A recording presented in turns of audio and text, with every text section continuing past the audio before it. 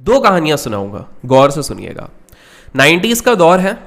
एक कंपनी रहती है जो अपने क्लाइंट्स को पहले देती है 23% का रिटर्न, अगले ईयर 30% का रिटर्न, अगले ईयर 44% का रिटर्न, और पूरे वॉल स्ट्रीट पे इसी की चर्चा होती है कि भैया कंपनी हो तो ऐसी, और बड़े से बड़े इंस्टीट्यूशन, बड़े से बड़े निवेशक उस पर पैसा लगाते हैं। ये एक ऐसी कंपनी होती है, एक ऐसा फंड हाउस होता है जिसको ऑक्सफोर्ड के, जिसको नोबेल प्राइज लॉरेट, जिसको हार्वर्ड के एम्प्लॉयज, इस तरह के brightest minds of the world, best of the best traders संभालते हैं। यहां पर एक चीज रहती है बस कि 97 और 98 में एशिया में एक क्राइसिस होता है, रशिया में एक क्राइसिस होता है, जिसके बाद ये पूरी कंपनी डूब जाती है और पूरा फाइनेंशियल इंडस्ट्री, जी हाँ, पूरा फाइनेंशियल इंडस्ट्री डूबने के कगार पे रहता है।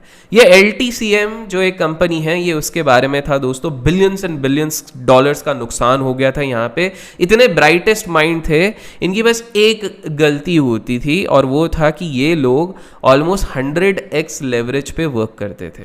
इन्हों लोगों ने स्टार्टिंग में डेट लिया था, ऑलमोस्ट 4.5 बिलियन डॉलर्स का मार्केट से पैसा उठाया था, ये सोच के कि हम सूद समेत इनको लौटा देंगे। उस पे लेवरेज का इंजेक्शन लगा दिया और ये चीज बन गई थी करीब करीब 1.12 ट्रिलियन डॉलर से ये लोग ट्रेड करने लग गए थे। दोस्तों, ऐसी कौन सी इंडस्ट्री है जिसमें ये सब चीजें अलाउड रहती हैं? कौन सी ऐसी चीजें हैं जो पूरे मार्केट को हिला देती हैं? आज इस वीडियो में हम जानेंगे हेज फंड्स के कुछ राज, हेज फंड्स के कुछ सच। कुछ चीजें मैंने पुराने वीडियोस में कवर करी है, लेकिन आज हम थोड़े कॉम्प्रिहेंसिव वे में इसको समझेंगे। तो चलिए शुरू करते हैं आज का वीडियो।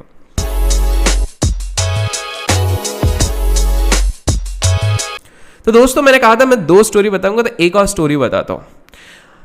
2012 का समय है, एक क्वार्टर रिजल्ट आने वाला है, जिसमें कि उनका जो CEO है वो उनके बारे में वार्तालाप करके बता रहा है कि दोस्तों ये क्वार्टर रिजल्ट्स इस तरह होगा, ये होगा, वो होगा।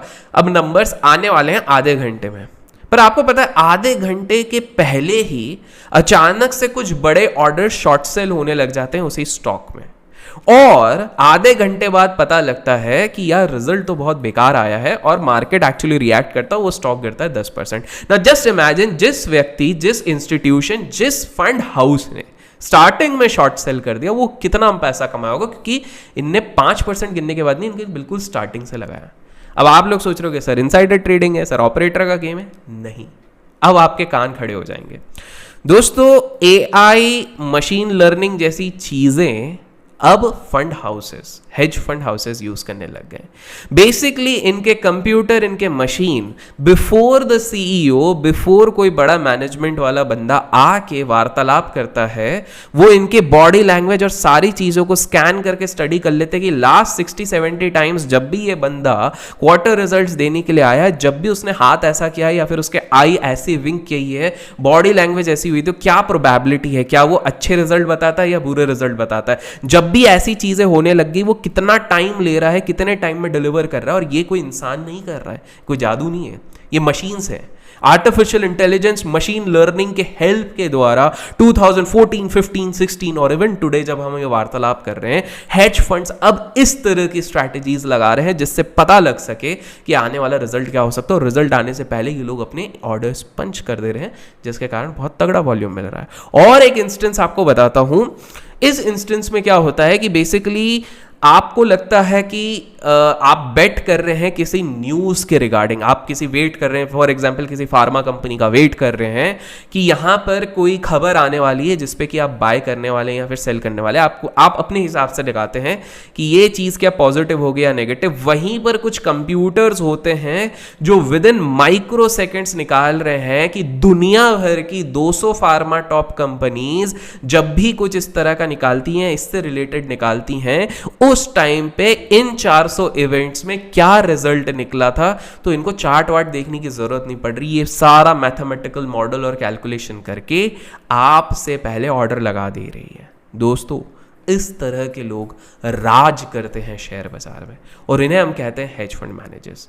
मैंने काफी सारे बच्चों को देखा है आजकल 15, 16, 17 साल की उम्र में, जिनको बहुत ज्यादा एक्साइटमेंट है शेयर बाजार का। इसमें से काफी ऐसे लोग हैं जो होनहार हैं, पढ़ने में बहुत अच्छे हैं, बट उनका पढ़ाई में अब मन नहीं लगता। उनको लगता है यार जब हमारे पास भगवान ने इतना बढ़िया दिमाग दिया है तो हम बनेंगे भैया फुल टाइम ट्रेडर। उनसे मैं वार्तालाप करता हूँ, उनसे पूछता हूँ कि बॉस क्यों बनना है? भाई पैसा। सर साल का एटलीस्ट 2-3 करोड़ रुपए तो हम इधर से कमा लेंगे। अब मैं इधर टोकने नहीं वाला हूँ, 2-3 करोड़ आराम से आप कमा सकते हो after a certain point of time. लेकिन अगर सिर्फ पैसा ही कमाना है और आप पढ़ने में होनहार हो, तो क्यों हमारे देश में इतनी लैक ऑफ अवेयरनेस है, फाइनेंशियल लिटरेसी है? कैसा रहेगा अगर मैं कहूं कि आप अगर अपनी फील्ड में टॉप 25, टॉप 30 पे पहुंच जाते हो आने वाले 20 साल में, तो आप साल का, जी हां साल का 7,000 से 10,000 करोड़ रुपए एज सैलरी एंड बोनस कमा सकते हो। जी हां, 7,000 से 10,000 crore. And this is the average salary which top 25 hedge fund managers who are working as employees are earning। जो अपने फंड मैनेज कर रहे हैं, जो एम्प्लॉयज हैं, जो जॉब कर रहे हैं, ये उनका एवरेज इनकम है। फॉर एग्जाम्पल आप लोगों ने जिम साइमंस का तो नाम सुना होगा, उसके अलावा रे डैलियो है, किन ग्रिफिन है, चेज कोलमैन है, काफी सारे ऐसे लोग हैं, और ऐसे करके ये टॉप 25। चलो अगर मान लो आप टॉप 25 पे भी नहीं आते हो, अगर आप टॉप 100 में भी आ जाते हो, तो आप ऑन एन एवरेज सालाना 400 CR, जी हाँ 400 करोड़। अब कुछ लोग बोलेंगे सर यूएस में 400, अरे भैया यूएस ऑस्ट्रेलिया जैसी जगह पे जाके भी अगर आप 400 करोड़ कमाते हो, या भारत जैसी जगह में भी आप 50 करोड़ कमाते हो, मेरे दोस्त वो छोटी रकम नहीं है। थोड़ी रियलिटी में आओ। ये हमारा देश है जहां पर 5 लाख CTC पर एनम की सैलरी के लिए लोग लड़ धड़ रहे हैं, और हम यहाँ पे करोड़ों की बात कर रहे हैं। ठीक है, तो आप पहले ये समझिए। अब आपको ये समझना है, अब आप में से बोलोगे लेकिन ये सबको कहाँ मिलता है? तो भैया सारे ट्रेडर्स 2-3 करोड़ रुपए कमा रहे हैं क्या साल भर के? ये भी तो देखो, it's only top 2% traders who earn this kind of money, and likewise it would be always the same irrespective of आप कौन सा प्रोफेशन लोगे, टॉप 2-3% पे रहेंगे। तो अब आपका इंटरेस्ट तो थोड़ा जगह होगा, स्पेशली यूथ का, कि यार फील्ड इतना पैसा इतना कमाया जा सकता है, आपके अंदर कैपेसिटी है, आपके अंदर पोटेंशियल है, तो कमा सकते हो। तो पहला अपने दिमाग से ये मिथ हटा लो। ये फाइनेंशियल लिटरेसी स्प्रेड करना बहुत जरूरी है। लोगों को लगता है सिर्फ अगर स्टॉक मार्केट जाना है तो फुल टाइम ट्रेडर बन के कमा सकते हैं। नहीं, you can even earn while doing a job into a hedge fund. उसके लिए एक क्राइटेरिया रहता है, कुछ तरीका होता है। तो पहली बात समझते हैं, हमको जानना है। और दोस्तों अगर कुछ भी यहाँ पे एजुकेशनल पर्पस पे आपको समझ आता है, समझने मिलता है, तो लाइक जरूर कीजिएगा। ये थोड़े टेक्निकल टॉपिक्स हैं, तो जितने ज्यादा लाइक होंगे उस हिसाब से मुझे पता लगेगा कि क्या आपको इसी सीरीज के और पार्ट्स चाहिए कि नहीं। तो इफ यू वांट कि इसी तरह के और इस पार्ट पे और सीरीज बने, तो आप इसको लाइक कीजिए और शेयर कीजिए बिल्कुल, ताकि इससे मोटिवेशन भी मिले, प्लस मुझे एक इंडिकेशन लगे whether you people are getting this thing. अब इसमें समझते हैं दूसरा पहलू इसका, कि ये जो हेज फंड्स हैं ये इतना कमाते कैसे। तो देखिए, हेज फंड इंडस्ट्री आइडियली आप देखोगे तो इसका इनफॉर्मल इनकॉर्पोरेशन 1800 से हो गया था विदेशी मार्केट में, लेकिन it was only in late 90s जब इनको एक बहुत बड़ा स्पाइक मिला, बहुत ज़्यादा ये हुआ। तो लेकिन उसके बाद क्या हो गया, धीरे धीरे धीरे हल्का फुल्का रेगुलेशन आने लग गया। जैसे स्टीवन कोहेन जिनके हमने वीडियो बनाया था, उनका थोड़ा कांड हुआ। LTCM जिसका अभी जस्ट वीडियो की स्टार्टिंग में हमने बात करी, कांड हुआ। और जो हमने लास्ट वीडियो में बात करी थी शेयर बाजार का सबसे बड़ा स्कैम, अगर देखा नहीं है तो जाके चेक कर लीजिए, तो उसमें जब हमने बात करी तो इस तरह की जब चीज़ें हुई, तो रेगुलेटर्स और बाकी सारे लोगों ने सोचा कि इसमें थोड़ी ट्रांसपेरेंसी की ज़रूरत है। पहले ये लोग नहीं बताते थे अपने क्लाइंट को हम कहाँ पे लगा रहे हैं। एक अनयूजुअल लॉकिंग पीरियड रहता था कि भैया 5 साल तक आप कुछ नहीं पूछ सकते हो, 5 साल बाद भी आप इतना इतना ही निकाल सकते हो, एटलीस्ट आपको 7 साल हमारे साथ रहना है। इस तरह की वो चीज़ें रहती हैं। ये लोग एक्चुअली में कमाते हैं अपने 2 तरीके से। इसमें एक चीज़ होती है मैनेजमेंट फी, और एक होती है आपकी जो कमीशन होता है based on the profit sharing. तो ये आइडियल इसको जो इंडस्ट्री में चलता है उसको हम 220 बोलते हैं, मतलब 2% ऑफ मैनेजमेंट फी। मतलब आप अगर इनके पास लेके जाते हो 10 करोड़ रुपए, तो आपको 1% तो पहले से ही आपको देना है कि वो मैनेज कर रहे हैं। कंप्यूटर्स यूज होंगे, इंटरनेट यूज होंगे, ये सारी चीजें यूज होंगी, और बाद में जो प्रॉफिट होगा उसका 20% शेयरिंग एक स्टैंडर्ड रहता है। लेकिन जो हमारे इधर के जो टॉप हेज फंड मैनेजर्स है दुनिया के, वो इसको जो प्रॉफिट शेयरिंग वाला पार्ट है उस पर कोई 40 लेता है, कोई 50 लेता है, कोई 35% लेता है, जिसके कारण ये थोड़ा सा डिबेटेबल होता है कि यार ये इतना सारा लेते हैं, बट स्टिल बड़े लोग इनके पास जाते हैं, बिकॉज ये लोग कंसिस्टेंटली इतना लेने के बाद भी सामने वाली पार्टी को 60 to 70% एनुअलाइज्ड रिटर्न देते हैं। तो एट द एंड सामने वाले को पैसे से मतलब है, वो पोस्ट टैक्स के बाद भी अच्छा खासा कमा लेता है। तो ये एक चीज हो गई। तो इनका मेन कमाई होता है ये शेयरिंग से। दूसरी चीज होती है, मैं ट्विटर पे जाता था आज से 1.5-2 साल पहले, मैं देखा था कुछ ऑप्शन सेलर्स और इन सब लोगों ने अपने प्रोफाइल में लिख दिया था हेज फंड मैनेजर। तब उनको शायद पता भी नहीं होगा, बायर्स ने भी लिखा था और कुछ ऐसे नॉर्मल ट्रेडर्स ने भी, we are hedge fund managers. Boss hedge fund manager में एक क्लाइंट को लाने से पहले उसका मिनिमम नेटवर्थ होना चाहिए 7 करोड़ रुपए, 7 से 7.5 करोड़ रुपए। अगर आपके पास 7.5 करोड़ की नेटवर्थ है तभी आप हेज फंड में लगा सकते हो पैसा, अदरवाइज नहीं लगा सकते हो। दूसरी चीज है कि आपकी जो आमदनी होती है वो सालाना at least above 60 to 70 lakh rupees होनी चाहिए। ऑन एन एवरेज आपकी 60 to 70 लाख रुपीज की आमदनी होनी चाहिए। तो पहली बात है, इसी के कारण काफ़ी चीज़ें फिल्टर आउट हो जाती हैं और इसी कारण हेज फंड एक रिस्की प्रपोजिशन होता है। इतना बड़ा अमाउंट क्यों लिया जाता है? क्योंकि सिर्फ सेठ लोग इतने तरीके के रिस्क ले सकते हैं। तो इसमें पहले से एक बेंचमार्क सेट कर दिया जाता है कि आपके पास जब इतना पैसा होगा तभी आप हमारे पास आओ, नहीं है तो बाय बाय टाटा खत्म। इस तरह से सारी चीज़ें वहाँ पे चलती है। तो फर्स्ट ऑफ ऑल आपका नेटवर्थ उतना होना चाहिए। दूसरी चीज़ है, अब इसमें बहुत सारे स्पेकुलेशंस होते हैं। इन द सेंस कुछ लोग बोलते हैं इनसाइडर ट्रेडिंग पे काफ़ी हेज फंड चलते हैं, कुछ लोग बोलते हैं कि इन लोगों के पास ऐसे एल्गोरिदम सिस्टम्स होते हैं जिनको हम कभी बीट नहीं कर पाते, और इनके जो प्रीमियम ब्रोकर्स होते हैं ये नॉर्मल ब्रोकर्स के साथ नहीं जाते, ये ऐसे बिकॉज ये नहीं चाहते कि भैया इन लोगों ने डिस्काउंट ब्रोकर में खोला, एक दिन वोलेटिलिटी बढ़ गई और उसके बाद कस्टमर केयर पे बढ़े, अरे भैया हम एग्जिट नहीं कर पा रहे, अरे भैया हम वो दूर वाला ऑप्शन नहीं खरीद पा रहे, आपने ब्लॉक किया। ऐसा नहीं चलता इनके पास प्रीमियम ब्रोकर्स रहते हैं। ये प्रीमियम ब्रोकर्स इनको प्रीमियम तो चार्ज करते ही है ब्रोकिंग का, प्लस बिकॉज ये लोग इतना ज्यादा टर्नओवर करते हैं जिसके कारण ब्रोकरेज कंपनी को महीने महीने का 1-2-3 करोड़ का ब्रोकरेज जनरेट होता है इनके कारण।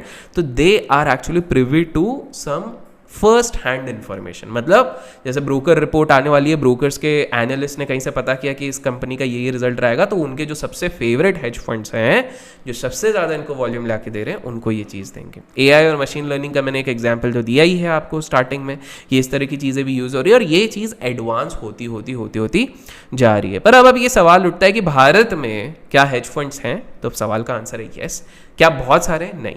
Average I think so 7.5 billion dollar का ही यहाँ पर हेज फंड का मार्केट जो एवरेज मैनेज कर रहा है, और उसका रीज़न दो है। पहला है हमारे रेगुलेटरी बॉडी, बहुत ज़्यादा मिक्स्ड रेगुलेशंस है जिसके कारण काफ़ी प्रॉब्लम होती है। 2012 में सेबी ने निकाला कि आप ऑल्टरनेट इन्वेस्टमेंट फंड के द्वारा यहाँ पर एक हेज फंड मॉडल आप इस्टेब्लिश कर सकते हो, लेकिन उसके रूल्स इतने ज़्यादा हैं। इनफैक्ट हमारे थ्रू भी जब एप्लीकेशन गए हैं जो भी है, तो पूरा साल भर की बहुत सारे मगजमारी है, पॉलिटिकल ये सारी चीज़ें हैं। And that is one of the reasons क्यों हमारे देश में इतना ग्रे एरिया है और इनफॉर्मल वे में काफ़ी चीज़ें ऑपरेट होती हैं, क्योंकि जिसको फंड मैनेज करना है वो भी आपको एक ट्रस्ट बेसिस पे बहुत सारी चीज़ें बता रहा है, और जिसको फंड मैनेज करने देना है वो भी इतने सारे रेगुलेटरी हैसल्स में फंसना नहीं चाहता।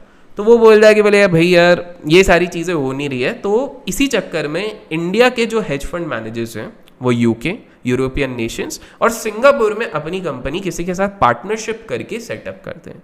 तो ये एक दूसरी चीज़ है।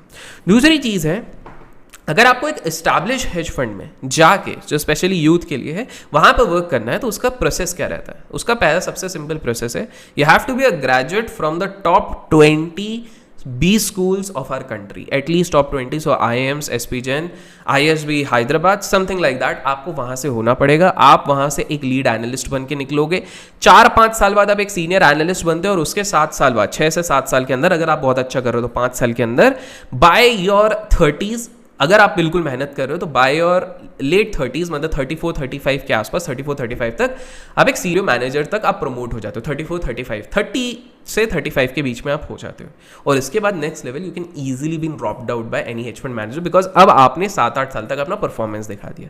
अब इसमें पहला कैच होगा, आधों के पास पेशेंस ही नहीं है, अरे यार इतना कौन वेट करे। अगर मैं आपको बोलूँ कि भाई अगर मेहनत करके आप वो 26-27 पे भी उधर पहुँच जाते हो, 27-28 पे, और उसके बाद आपकी सालाना इनकम 5 करोड़ 6 करोड़ रहती, तो वो बुरा है क्या? आप anyways you are going to earn more than 98% of the traders. हाँ, मुझे आप में से काफ़ी लोग गालियाँ दोगे, ये डिस्करेज नहीं कर रहा हूँ मैं, एक और आपको व्यू दिखा रहा हूँ कि अगर सिर्फ पैसा ही कमाना है तो उसके अलग भी तरीके हैं, क्योंकि आप बोलते हो मेहनत इधर भी करनी है उधर भी करनी है, तो उधर करके आपको एक सिक्योर्ड वहां पर ये चीज मिलती है। Someone has to come forward and tell you the reality. अभी फिलहाल में देश विदेश का सारा मिला दूं तो करीब 16,000 हेज फंड्स हैं हमारे, 16,000 प्लस हेज फंड्स है पूरी दुनिया में।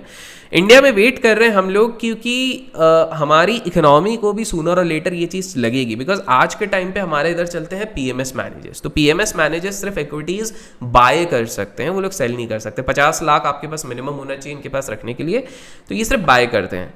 और यहाँ पर भी जब पीएमएस या हेज फंड चलाते हैं तो काफ़ी सारे लोग तो जब पैसा मिल रहा है वो ले लेते हैं, जिसके कारण कोई व्यक्ति पेज इंडस्ट्रीज में घुसा होगा 500 रुपये में, लेकिन बिकॉज हेज फंड को पैसा बार बार मिल रहा है, पीएमएस को बार बार पैसा मिल रहा है, तो वो क्या करेगा, नया व्यक्ति जब 10,000 रुपीज़ में पेज इंडस्ट्री तब भी इन्वेस्ट कर रहा है, 15,000 तब भी कर रहा है। तो जो हायर एंड में घुस रहे हैं, जो लेट घुस रहे हैं इस हेज फंड में, उन इन्वेस्टर्स को थोड़ा सा रिस्क हो जाता है, बिकॉज एलोकेशन और ये सबके लिए सेम होता है। तो इसी कारण काफ़ी सारे फंड हाउसेस बीच में पैसा नहीं लेते। रही बात पीएमएस की और हेज फंड की, तो पीएमएस और हेज फंड में सबसे मेन डिफरेंस यही रहता है कि हेज फंड्स डेरिवेटिव्स में ट्रेड कर सकते हैं, पीएमएस नहीं। अभी हाल फिलहाल में सेबी ने कुछ रूल बनाए हैं जिसमें कि 5-6% का कुछ एक्सपोजर ये लोग कमोडिटीज़ में पीएमएस को अलाउ कर रहे हैं, but in nutshell PMS short cell नहीं कर सकता, हेज फंड कर सकता है। हेज फंड करेंसीज में कर सकता है, कमोडिटीज़ में कर सकता है, गोल्ड में कर सकता है, फॉरेन करेंसीज में कर सकता है, फॉरेन इक्विटीज़ में कर सकता है। लेकिन एक पीएमएस का जो प्लान है वो जिस चीज़ पे बना है, थीम जिस चीज़ पे बनी है वो वहीं पे कर सकता है। अब आपको एक इंटरेस्टिंग चीज़ बताता हूँ कि ये जो हेज फंड मैनेजर्स रहते हैं, स्पेसिफिकली अगर मैं बात करूँ एक एवरेज आप top 200-300 hedge fund managers of the world की बात करें, तो जहां आप और मैं रात को बैठ के टिंडे की सब्जी खाते हैं, वहीं पर ये लोग 15-20 लाख के प्रॉन्स और क्रैब्स खा जाते हैं। 15-20 लाख के prawns and crabs into their dinners. This is the kind of lavish lifestyle. तो अगर आप उनमें से भी एक जन थे जो वो सोचते कि भैया मैं कोई ट्रेडर बनूंगा तो मेरी लैविश लाइफस्टाइल होगी, तो अब इस तरह की लाइफस्टाइल सोचो। जहां पर हम लोग यहाँ पे जाके बंगले खरीदते हैं, वहां पे वो लोग आइलैंड्स खरीदते हैं। जहां हम यहाँ पे जाके कुछ सेलिब्रिटीज जाके बोइंग खरीद लेते हैं, अपना जेट खरीद लेते हैं, वहां पर वो लोग मेगा यॉट खरीदते हैं, और वहां पर ये लोग मतलब एक नहीं 2-4 एरोप्लेन्स खरीद लेते हैं कि भैया घूमने फिरने के लिए थोड़ा काम आए, कोरोना हो गया, थोड़ा टहलने जाना है गार्डन में, तो एक एरोप्लेन ऊपर आए, छोड़ दे वहाँ पे। तो आपको समझना है पैसे की दुनिया है ये हेज फंड। लेकिन ये हेज फंड के और ऐसे कौन से राज हैं जो अभी तक आपसे छुपे गए? ऐसे कौन सी केस स्टडीज हैं जो आप लोगों से छुपाए गए? अगर जानना चाहते हैं तो कमेंट सेक्शन में हेज फंड ज़रूर लिखिए, क्योंकि ये बहुत इलॉन्गेटेड टॉपिक है दोस्तों। तो ये मैं तभी कंटिन्यू करना चाहूँगा जब इस वीडियो को आपका एक रिस्पॉन्स आए कि हाँ यू लाइक दिस वीडियो, आप लाइक्स के थ्रू उसको एक्सप्रेस कर सकते हो, ताकि मुझे पता लगे that yes you are interested more to know about this thing. और कमेंट सेक्शन में ये भी लिखिएगा कि अगला वीडियो आपको किस पे चाहिए। Do you want it has fund, operator का थर्ड पार्ट, कौन से स्टॉक्स को अवॉइड किया जाए, ये सारी चीजें कमेंट सेक्शन में लिखिए, या कोई और दूसरा भी सजेशन है तो make sure write it down the comment section. Till then keep learning, keep growing, keep investing and keep trading.